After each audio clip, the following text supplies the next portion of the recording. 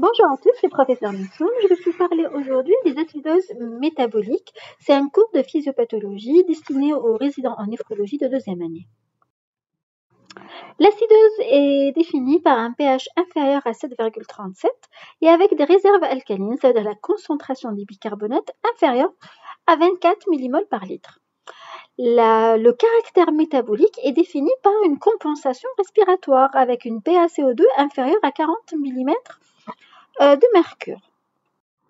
Comme vous savez, le pH, c'est égal au bicarbonate divisé par la PaCO2. Si l'acidose est métabolique, ça veut dire qu'il y a un problème de bicarbonate.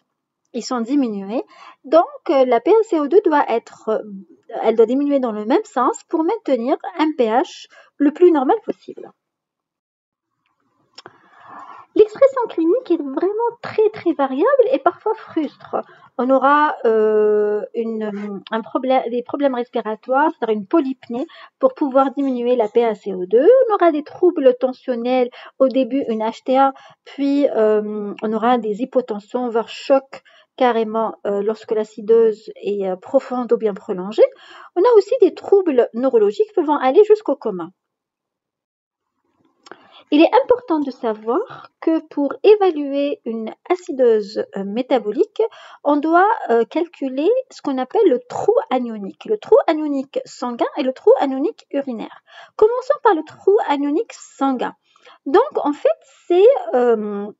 il faut mettre les cations d'un côté et les anions de l'autre. Les cations qu'on va utiliser dans le sang, c'est le sodium et le potassium. Et les anions sont le chlore et le bicarbonate. Donc, le trou anionique est égal au sodium plus le potassium, moins le chlore plus le bicarbonate. Il devrait être positif, c'est-à-dire 16 mmol par litre. 16 plus ou moins 4 mmol par litre. Le trou anionique urinaire, ça se calcule de la même manière. Donc, le sodium urinaire plus le potassium urinaire, moins le chlore urinaire, plus le bicarbonate urinaire. Donc, il est aussi positif. Il est aux alentours de 30 mmol par litre. Un détail très important de la physiologie, c'est que le rein élimine les ions H+, dans les urines sous forme NH4+. Et cet NH4+, ne peut pas être éliminé tel quel parce qu'il est chargé. Donc il doit être lié, comme lui il est positif, il doit être lié à un anion. Et l'anion avec lequel le NH4+ est éliminé dans les urines est le chlore.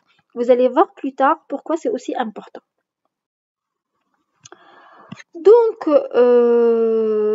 il y a plusieurs types d'acidose métabolique. Il y a l'acidose métabolique à trou anionique normal, c'est-à-dire quand on calcule le trou anionique sanguin, on va le trouver dans les normes, donc 16. C'est ce qu'on appelle l'acidose métabolique hyperchlorémique. Alors, qu'est-ce qui se passe ici? Il y aura une diminution des bicarbonates par X mécanismes. Ces bicarbonates doivent être compensés par l'absorption du chlore. On doit retenir le chlore pour pouvoir maintenir un trou anionique très indispensable à la vie. Donc vous remarquerez dans cette planche que le côté cation, il y a le sodium et le potassium. Côté anion, il y a les bicarbonates et le chlore. Ce sont les anions qu'on peut doser dans le sang. À cela se rajoutent des anions N2E, tels que les lactates, etc. Donc, normalement, les cations et les anions sont égaux. Le fait que le trou anionique est normalement positif, c'est-à-dire 16 mmol par litre, c'est le fait que, en fait, on ne peut pas le calculer parce qu'on ne peut pas doser les anions N2E, tout simplement. Donc, lorsqu'on a une acidose métabolique, il y a une diminution des bicarbonates par X raisons. Cette diminution de bicarbonate va être compensée par une augmentation du chlore sanguin. C'est pour ça qu'on dit acidose métabolique hyperchlorémique pour maintenir un trou anionique normal. Donc, c'est très important. Donc, diminution de bicarbonate, augmentation du chlore pour maintenir le trou anionique. C'est ce qu'on appelle acidose métabolique hyperchlorémique à trou anionique sanguin normal. Dans le deuxième cas de figure, c'est ce qu'on appelle les acidoses métaboliques normochlorémiques à trou anionique élevé. Ici, il y a un ajout d'anions N2E. Par exemple, le lactate. Donc, cette augmentation d'anions indosés va obliger les bicarbonates à diminuer pour maintenir le trou anionique dans les normes. Et comme on va calculer, nous, le trou anionique sans avoir accès aux anions indosés, donc on va faire Na plus K, moins le chlore plus les bicarbonates. Comme les bicarbonates sont diminués, en fait, on va avoir un chiffre très positif, supérieur à 16. Et c'est ça ce qu'on appelle les acidoses métaboliques normochlorimiques à trou anionique sanguin élevé. Pour pouvoir avancer dans le diagnostic, il faudrait toujours calculer le trou anionique urinaire. Et je vous rappelle que c'est le sodium urinaire plus le potassium urinaire moins le chlore urinaire plus le bicarbonate urinaire, et c'est aux alentours de 30 mmol par litre. Donc en clair, l'acidose métabolique hyperchlorémique, qui est par définition à trou anionique normal, puisque la diminution des bicarbonates est compensée par l'augmentation du chlore sanguin. Ici, on va, l'étape suivante, c'est de calculer le trou anionique urinaire.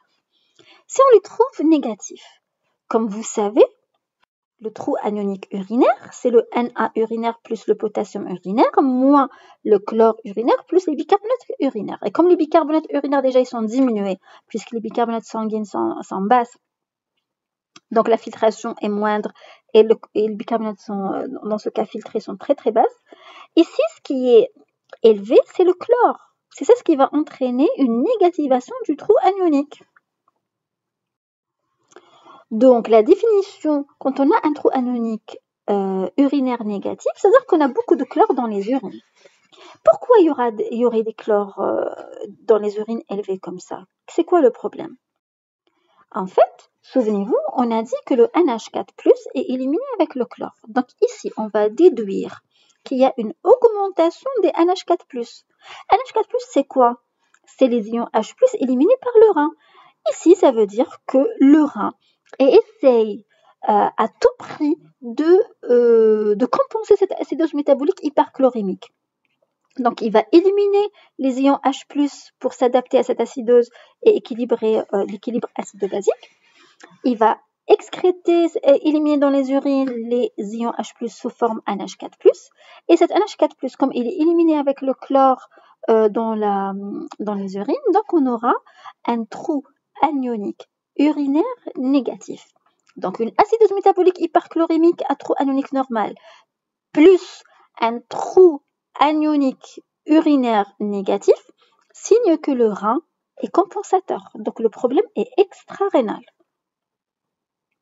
Comment on calcule les NH4+? C'est 82 moins 0,8 fois le potassium moins le chlore urinaire. Donc c'est une formule à retenir. Ici, je vous rappelle que le NH4+ est éliminé avec le chlore dans les urines. C'est ce qui explique cette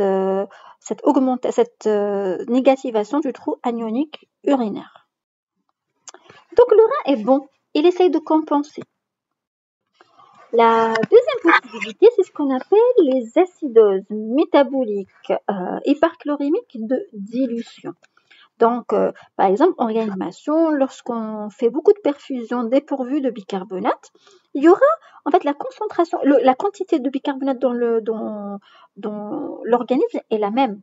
Sauf c'est qu'elle est diluée. Et cette dilution de bicarbonate va entraîner l'augmentation du chlore, donc pour maintenir le trou anionique normal. Et le rein va essayer de s'adapter ainsi. La troisième catégorie, c'est l'apport d'acide exogène. Je vais vous montrer tout de suite un exemple. L'apport d'un acide exogène dans l'anion et le chlore, c'est-à-dire qu'il est associé au chlore. Une intoxication à un acide dans l'anion et le chlore. Qu'est-ce qui va se passer? Le chlore va augmenter, n'est-ce pas? Et cette augmentation de chlore doit être automatiquement, parce que ce chlore est apporté par l'acide exogène, hein, et les bicarbonates vont diminuer parce que les bicarbonates sanguines vont essayer d'aller tamponner l'acide qui vient avec cette intoxication, comme l'acide chlorhydrique, etc. Donc, ça va donner une diminution du bicarbonate pour tamponner l'acide. Et comme il apporte le chlore va augmenter déjà par l'apport exogène, mais aussi en augmentant la réabsorption du chlore pour maintenir un trou anionique normal. Donc, retenez une acidose métabolique hyperchlorémique à trou anionique normal. Dans le trou anionique normal sanguin. Quand on calcule le trou anionique urinaire et on le trouve négatif, ça veut dire que le rein est bon, il est en train d'éliminer, il est en train de s'adapter. Il s'adapte à quoi exactement? Il s'adapte soit à une perte de bicarbonate digestif, soit à une acidose de dilution. Ça veut dire qu'on apporte des liquides dépourvus de bicarbonate, donc les bicarbonates vont être très dilués et ça va entraîner leur diminution et le corps va s'adapter en réabsorption le chlore pour maintenir le trou anionique sanguin normal, parce que c'est très important. Soit l'acidose métabolique hyperchlorémique est secondaire à une intoxication par un acide exogène, donc une intoxication. Cet acide doit avoir l'anion chlore. Donc, cet anion chlore, en rentrant dans l'organisme, va augmenter le chlore sanguin, mais aussi les bicarbonates vont être consommés en tamponnant l'acide exogène. Donc, on aura cette acidose métabolique hyperchlorémique avec un trou anionique sanguin normal, un trou anionique urinaire négatif. Donc, dès que vous avez un trou anionique négatif, urinaire, sachez que le rein est très bon, que cette acidose est extra-rénale. Maintenant, si on fait le trou anionique, on le trouve positif. Ici, le rein, c'est lui le coupable. Donc, tous les doigts sont dirigés vers le rein. Quelles sont les étiologies? C'est soit les acidoses tubulaires, donc acidose tubulaire proximale, type 2, acidose tubulaire distale type 1, acidose tubulaire distale type 4. Mais aussi, donc, les acidoses tubulaires, c'est tout un cours que j'ai fait au tout début de l'ouverture de cette chaîne. Allez-y, je vous renvoie vers ce cours bien détaillé avec une conduite à tenir bien particulière. L'autre possibilité, c'est l'insuffisance rénale au tout début, légère à modérée, vraiment au tout début, où le rein, en fait, n'arrive pas à réabsorber toutes les bicarbonates qui sont filtrés. Donc, le rein commence quand même à faillir. Mais c'est vraiment au tout début de l'insuffisance rénale. Donc, c'est possible qu'on ait une petite acidose. L'acidose métabolique normochlorimique, ça veut dire à trou anionique élevé. Ici, les causes sont bien prises. On n'a pas besoin de calculer le trou anionique urinaire ici. Donc, c'est très stigmatisé, très logique dans ce cas de figure. Pas la peine d'aller chercher midi à 14h.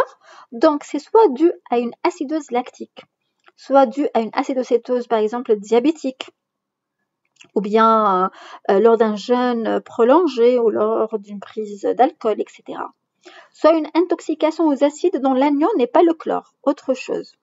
Soit une insuffisance rénale chronique préterminale. Alors, vous allez me dire, c'est difficile à comprendre. Ben non, le lactate, l'acidocétose, l'intoxication aux acides, en fait, c'est dans l'anion n'est pas le chlore, en fait, c'est tout simplement les anions indosés.